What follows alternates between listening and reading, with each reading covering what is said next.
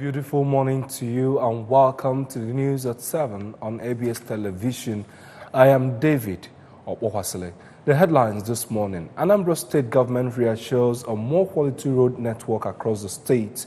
Today is International Women's Day. Nigeria's Air Force deploys aircraft to flashpoints in tomorrow's elections. On the foreign scene, Tunisia to hold national elections in the last quarter of this year. The Anambra State Government says it will embark on more road infrastructure projects to further improve quality road network in the state.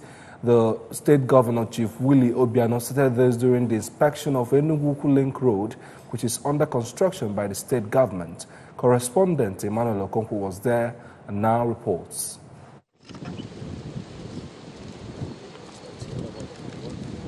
On arrival, it was observed that part of the about 6 kilometers road which links Enugu community in Njikoka local government area with the Enugu-Onitsha Expressway and provides access to other nearby communities has already been asphalted, while some parts are still at stone-based stage. Governor Obiano, represented by his deputy, Dr. Nkemo Okeke, who described road infrastructure as key to development, reiterated the commitment of the present administration to constructing more roads for people of the state within its remaining 3 years. The governor disclosed that the government will complete road projects already started in the state and will equally embark on massive road maintenance interventions on some of the roads in the state before the commencement of the rainy season to ensure its accessibility by Anambra. Expressing satisfaction with the pace of work on the site, he promised in the Enugu that the link road would be completed before 3 weeks, as the state government will continue to financially support the contractor handling the project to ensure he delivers on schedule, and called on the contractor to work according to specifications. I'm happy with the progress. Of course, I've pointed out a few things to the contractor that I need to look into. There's still some work that needs to be done. There's still some stone pitching that needs to be done because this place is a lot of gullies, a lot of valleys that need to make sure protect. So we don't have an issue of erosion. Describing the state government's cooperation on the project as encouraging, the contractor handling the project, engineer Emmanuel Okolo, promised to deliver on schedule as long as the state government continue to financially support them. He listed swampy topography of the area as major challenge facing them and noted that with the financial backup of the state government, they will surmount the challenge. With the project, I think we've gone a long way in solving most of our challenges. Like you have seen the terrain, how it looks like, the weather condition and the soil itself. It has not been welcoming, but we have at least gone a very long way in trying to solve the problem. From the Enugu Link Road, I am Emmanuel Okonkwo, reporting for ABS News. Today is International Women's Day. The day is observed every 8th day of March in commemoration of the 1908 government workers' strike in New York City, where women protested against harsh working conditions. Over now to Amaka Chibuzokoe for the rest of the story. The day is also observed to recognize women for their achievements without regard to national, ethnic, linguistics, cultural, economic, and political differences. Speaking on the significance of the day, a professor of law at Nnamdi Azikiwe University, Oka, Professor Ogugwa Ipeze, said that the day has helped to highlight some obnoxious practices meted on women, reduced level of poverty, and provided opportunity of taking statistics of what has happened and chart a way forward. Professor Ipeze, who is a life member of the International Federations of Women Lawyers, FIDA, said they embarked on numerous activities in sensitizing women on their rights and has met with custodian of custom and members of the State House of Assembly on the need to make laws that would end the hardships meted to women by custom, even as she encouraged husbands to play down on divorce and make good homes for raising up children for a better society. Since 1945, UN has been working so hard to ensure that the voice of women are heard. that the plights of women are reduced to its barest minimum. Thus, the creation of the Commission on the Status of Women, ordinarily called the CSW. Starting 11th of this month, they will be sitting at the UN to deliberate on how far women have come in terms of lessening the injustices meted to women and how far the world with its authorities have tried to improve on women. The provost, Nwaforizu College of Education in Nsugbe, Dr. Mrs. Ifeyinwa Osebo, said that the day has assumed a new global dimension for women in developed and developing countries alike and has been a rallying point to build support for women's rights and participation in political and economic activities. Dr. Mrs. Osebo charged women to stand out in all aspects of life and should not succumb to the status of weaker sex and encourage them to strive to acquire education, which she said is the bedrock for success, even as she extolled Chief Mrs. Obiano for all her efforts to improve the life of women and children. Also speaking, the President, National Council for Women's Society, Anambra State, Mrs. Obi Obodozie, said women through education are becoming more visible and vocal, stressing the need for girl-child education. This year's International Women's Day has its theme as Balance for Better. I am Amaka Chibuzo Okoye.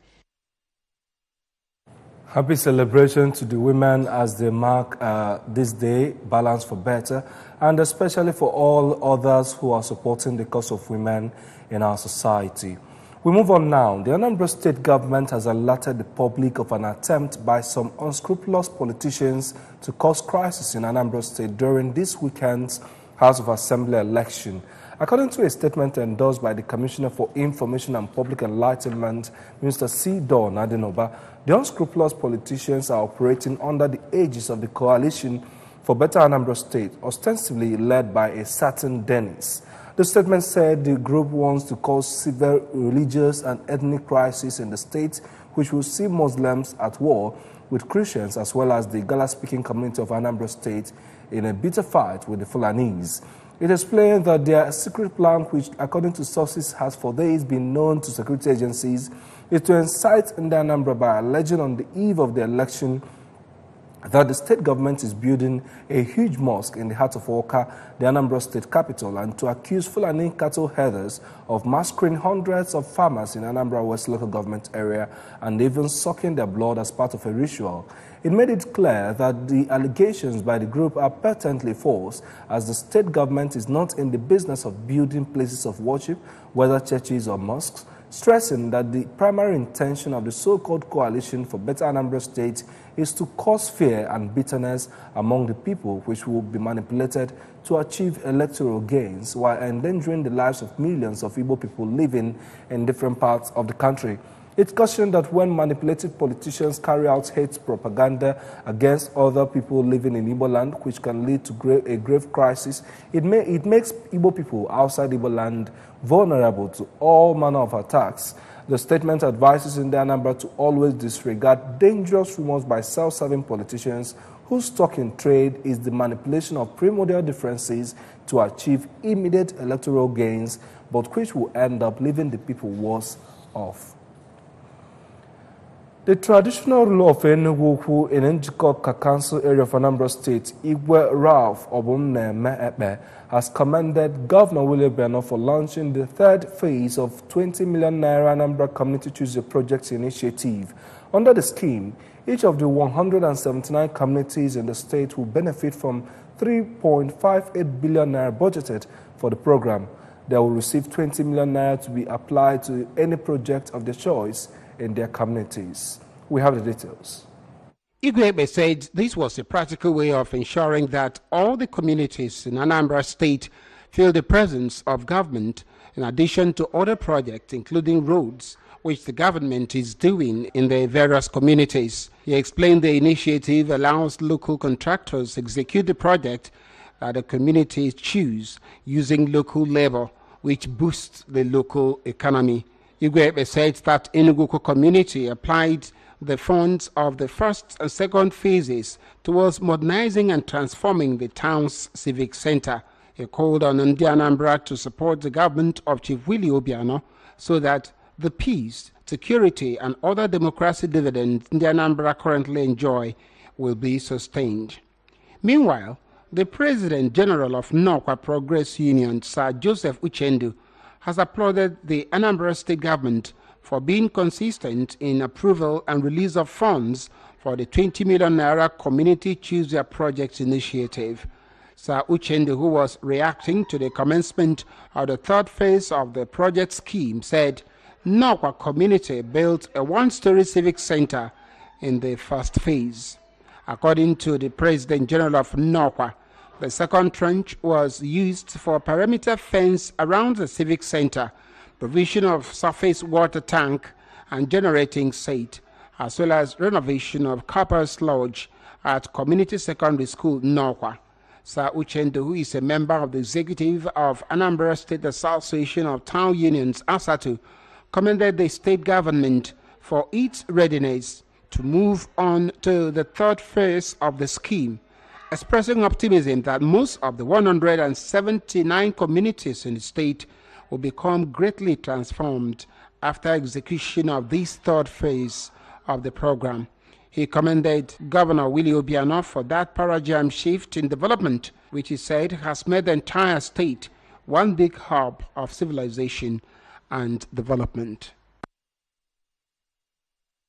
Nigeria's Air Force has deployed aircraft including intelligence, surveillance, and reconnaissance platforms to various flashpoints in support of other security agencies to ensure peaceful elections tomorrow. Force spokesperson Air Commodore Ibikunle Daramora, who disclosed this in a statement issued in Abuja and made available to newsmen, said the decision was in line with the Chief of Air Staff General Abayomi Olanisokin's directive, which also mandated security agencies to ensure peaceful conduct of the governorship and state assembly elections. According to him, contingency plans have been made in the event of any breakdown of law and order. He directed air officers, commanding and field commanders to ensure peaceful polls and safety of lives and property during the March 9 elections. He said it was the responsibility of officers on election duty to protect the security of lives and property of Nigerians during the polls. According to him, Air Force personnel on election duty have been told to exude the highest level of professionalism in the discharge of their duties. The Central Bank of Nigeria, CBN, has released a set of guidance notes on the implementation of the International Financial Reporting Standards for other financial institutions. The CBN directed the OFIs when measuring financial instruments and assessing significant increase in credit risk to ensure that an entity at each reporting date assess whether the credit risk on a debt instrument measured at amortized cost and fair value through other comprehensive income has increased significantly since initial recognition, using among other factors the change in the risk of a default occurring over the expected life of the instrument.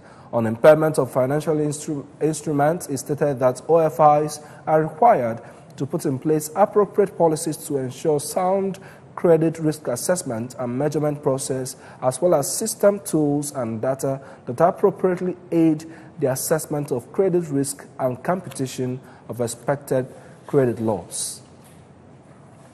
Tunisia will hold its parliamentary election on October 6 and the presidential vote starting on November 10, the country's electoral commissioner said.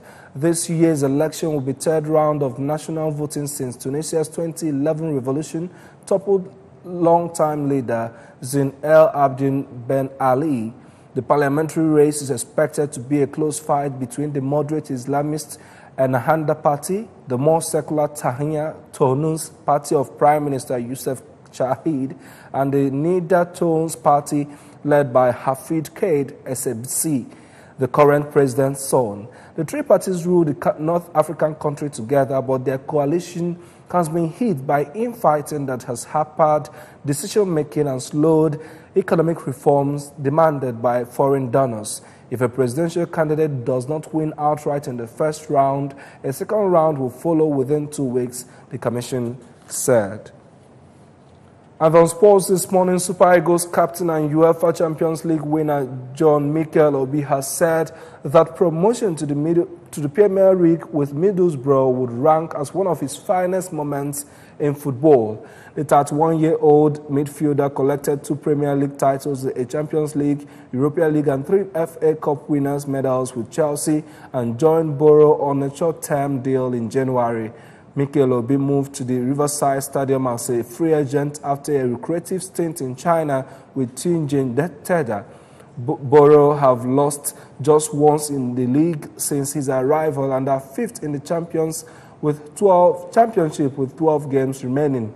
A drop into England's second tier was something new for the Nigeria international who captained his country at the 2018 World Cup and won the African Cup of Nations with the Super Eagles in 2013.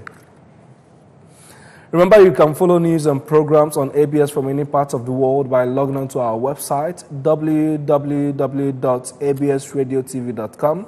You can like us at www.facebook.com/ABSRadioTelevision. You can also follow us on Twitter and Instagram at ABS Radio TV.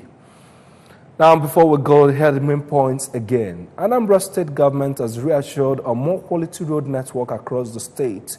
Today is International Women's Day. Nigeria's Air Force has deployed aircraft to flashpoints ahead of tomorrow's elections. And on the foreign scene, Tunisia is holding national elections in the last quarter of this year. And that is the news. I am David Okwasile. Good morning, Anambra continues right after now.